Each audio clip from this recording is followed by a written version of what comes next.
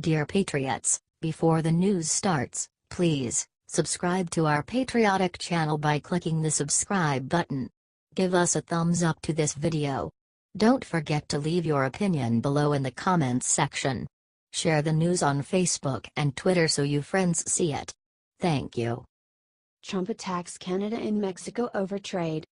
President Donald Trump lashed out Monday morning against two of America's top international trading partners, attacking Canada for its treatment of U.S. farmers and demanding that Mexico do more to stop the cross-border flow of narcotics. Trump also suggested that Canada and Mexico could avoid forthcoming tariffs if they agree to a renegotiated trade deal. "We have large trade deficits with Mexico and Canada. NAFTA, which is under renegotiation right now, has been a bad deal for USA. Massive relocation of companies and jobs. Tariffs on steel and aluminum will only come off if new and fair NAFTA agreement is signed," Trump wrote on Twitter Monday in a pair of posts. Also, "Canada must treat our farmers much better. Highly restrictive. Mexico must do much more on stopping drugs from pouring into the US. They have not done what needs to be done. Millions of people addicted and dying."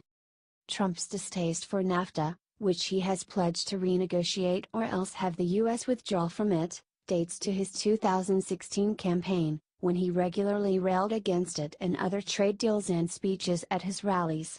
But the president has ramped up his protectionist rhetoric in recent days after announcing plans to install a fresh package of tariffs that he has argued will protect and bolster U.S. workers. Those tariffs, 25% on steel imports and 10% on aluminum, have put the president at odds with some in the Republican Party, which has traditionally been supportive of free trade policies. Some in the GOP have expressed concern that Trump's protectionist policies could hinder Republicans running for re-election in this year's midterms. And while his tariff proposals have already ruffled feathers at home and abroad, the president suggested over the weekend that he might go further, threatening on Saturday to impose a tax on the import of European cars if the European Union levels increased tariffs on U.S. companies. The president's political rhetoric directed toward Mexico has been especially harsh, such as in his speech kicking off his 2016 campaign, in which Trump said Mexico was sending drugs and rapists into the U.S. The remarks were made as part of his pitch for a border wall that he claimed Mexico will pay for. Trump's rhetoric, as well as his distaste for NAFTA, have chilled the traditionally warm relationship between the U.S. and Mexico. The president and his Mexican counterpart, Enrique Peña Nieto, canceled a meeting last year over the impasse. Another Washington visit by Peña Nieto, tentatively scheduled for this month, was canceled after a terse phone call with Trump in February, CNN reported. Roberta Jacobson, the U.S. ambassador to Mexico, also announced last week that she would resign, though she didn't say exactly why she decided to step down. Negotiators from the U.S., Canada and Mexico had set an informal deadline of March 31 to wrap up the renegotiation of NAFTA, but as the seventh negotiating round draws to a close on Monday in Mexico City, the widespread view among those close to the talks is that holding to that timeline is no longer possible. Negotiators have made progress on some lower-level issues, but the sides remain far apart on a series of controversial policy areas and proposals put forward by the Trump administration. One of the most controversial issues, automotive rules of origin, is not being discussed at all in the seventh round after the lead U.S. negotiator on the issue is called back to Washington for meetings with automakers.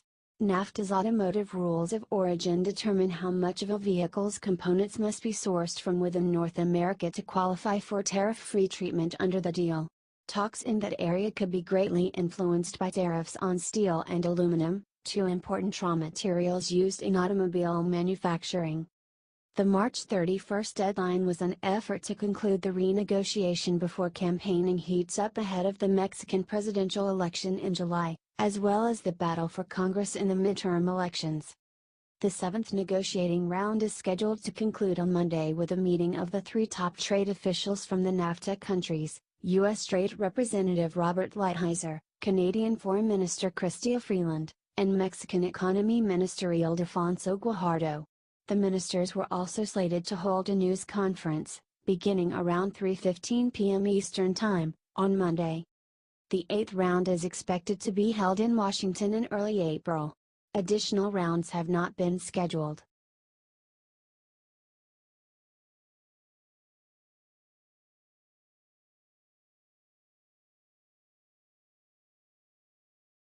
White House criticizes Russia over violence in Syria's eastern Ghouta.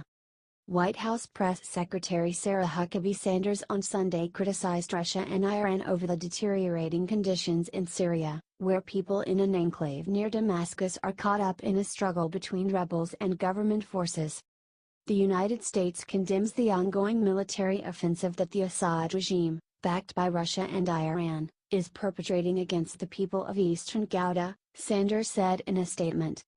President Donald Trump and British Prime Minister Theresa May spoke about the situation on Sunday, May's office said, adding that the two leaders agreed the situation is a humanitarian catastrophe for which blame rests with Syria and Russia. They agreed that Russia and others with influence over the Syrian regime must act now to cease their campaign of violence and to protect civilians, the British redoubt said. According to a Reuters report, Eastern Ghouta is one of the few rebel-controlled areas remaining as the nation's brutal civil war drags on. Russia is the primary backer of Syrian President Bashar Assad. The U.S. has backed military forces in the country, but their primary purpose is to fight the Islamic State. On rare occasions, U.S.-led forces have fought Assad-backed fighters in self-defense. Sanders mentioned a United Nations Security Council resolution from late last month, which passed unanimously and called for a ceasefire across Syria for humanitarian aid and medical evacuations. Russia has gone on to ignore its terms and to kill innocent civilians under the false auspices of counterterrorism operations, Sanders said. This is the same combination of lies and indiscriminate force that Russia and the Syrian regime used to isolate and destroy Aleppo in 2016, where thousands of civilians were killed.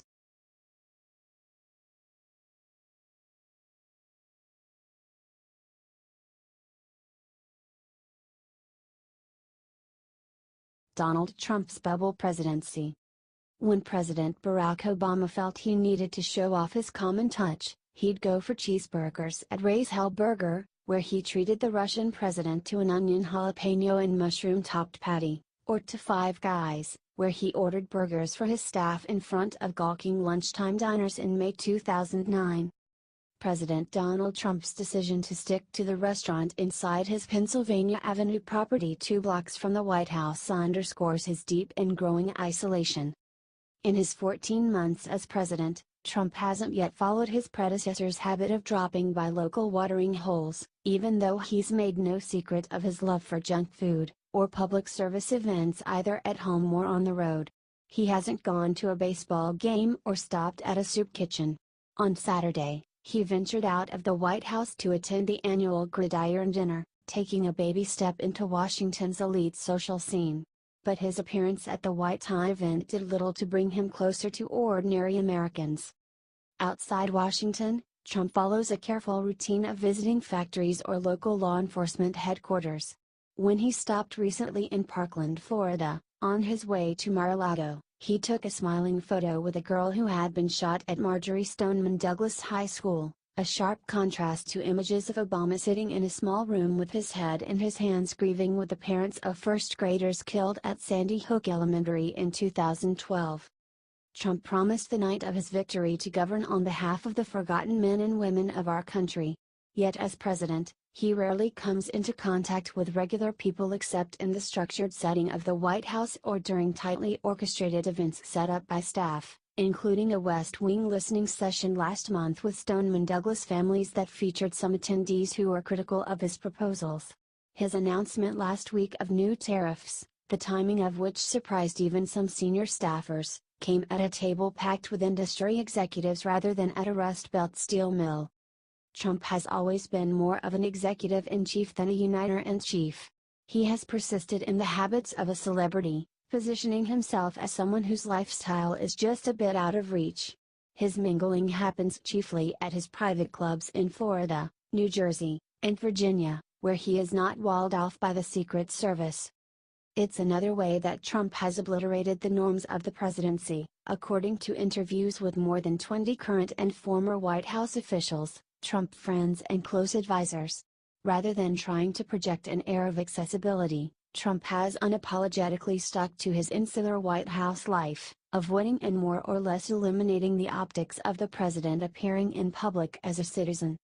The approach keeps Trump in his comfort zone but makes it harder for him to do the work of being president, both when it comes to bridging divides on polarizing issues like immigration and selling highly partisan victories like his December tax reform legislation. And in recent weeks, Trump's growing paranoia and profound frustration with his staff have further isolated him, according to aides, who described the president as deeply unpredictable and increasingly unwilling to listen to many of his top advisors. President Trump has never lived a governing life before the White House. When you lead an institution and you have to govern, you create a climate of invitation. You invite people to be part of the initiative rather than dictate, said Andy Card, former chief of staff to President George W. Bush. If you come from the background of running a private company without a challenging board of directors or shareholders, that is much different than having to build coalitions. That has been a challenge for him. Bush spent about 6 weeks visiting different states following one State of the Union to pump up support for his policy to-do list, like the No Child Left Behind law and tax cuts, Card said. Obama similarly traveled to promote the Affordable Care Act and the stimulus plan, and was often photographed sitting down for one-on-one conversations with people he'd traveled to meet. While several aides and outside advisors counseled Trump to embark on a similar post-State of the Union roadshow, he delivered just one speech outside the White House in the immediate aftermath of his address to Congress, appearing alongside workers at an Ohio manufacturing plant in early February. Unlike other presidents, Trump was famous for decades in private life before entering political life. Aside from attending events, he was rarely seen out in New York except at haunts like the 21 Club, preferring to stay at Trump Tower and order in from its grill restaurant. As president, Trump has traveled often. A Politico analysis of Trump's domestic trips in his first year shows that he's kept par with Obama. As of mid-February, Trump had taken 44 domestic trips, excluding jaunts to his own properties and stops in the greater Washington area, while Obama took 43 trips during the equivalent period after taking office. But, following a habit established during the campaign, when Trump would often take late-night flights back to New York rather than stay overnight out in the country, the president has stayed only twice overnight domestically at a place he doesn't own or operate, at an Omni resort in Phoenix, after holding a rally there, and at the Ritz-Carlton Resort in Waikiki on his way to Asia. And he has largely avoided visits to key blue states that supported Hillary Clinton during the 2016 election. Over the past 13 months, he has visited just 7 states he didn't carry in the election, 4 of which, Virginia, New Jersey, Hawaii and New York, are home to properties he or his family owns, and another, Maryland, that is close to the White House and is a must-visit state for all presidents because both Joint Base Andrews and the Walter Reed National Military Medical Center are located there. Obama visited 6 states he didn't win in the 2008 election during the same period. Trump's White House is only now planning a trip to California, the most populous state in the country and one that accounts for 20% of the nation's economy, a seeming must-stop for a president obsessed with his economic legacy, as well as his legitimacy as an elected leader. Advisors have urged him to avoid visiting blue states because they consider it a waste of time, according to one former campaign official and 2 close White House advisors. "I've told the president to stay away from California. It's a hostile place for an American to go," said one former campaign official. "All you have are elected officials that will just try to upstage you, and it doesn't serve the public good to get into silly little fights with local politicians." With the constant pressure of the Russia investigations and the roller coaster of chaos in the West Wing, Trump has also come to view his presidency as something closer to a 4-year-long cage match than an exercise in governing. Many of his close aides have adopted and reinforced that attitude as well. There is a lot of staff from the campaign that still holds grudges against members of Congress, because they feel like the lawmakers did not support Trump enough during the campaign, said one former White House official. That's led staffers, in some cases, to nix or advocate against trips to certain congressional districts as punishment, further reinforcing Trump's bubble mentality. The Trump administration also lacks a big-picture thinker in a high-level position to move the White House beyond its daily battles and to help staffers think strategically about the best way to approach the midterms, notch legislative wins or map out agenda items, according to current and former White House officials. They don't have a Karl Rove or Barry Jackson, who can say, "Hey, you just pitched these ideas. Here's how we can make them happen," said one former White House official, referring to two top George W. Bush advisors. It is one thing to the next, and White House staffers all have their own fiefdoms. Instead, the president relies on personal friends and longtime allies for a line to the outside world, according to people close to him.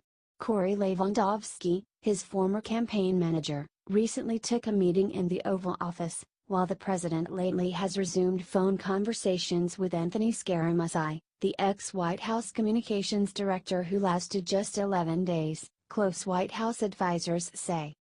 Trump keeps in touch by telephone with a couple of dozen friends and allies who, almost to the person, reinforce the worldview he imbibes from watching Fox News and other cable TV shows. That includes boosters like Fox host Jeanine Pirro, to whom Trump granted an interview last month. Multiple recipients of Trump's phone calls describe being immediately bombarded with questions about everything from gun control to his recent speeches.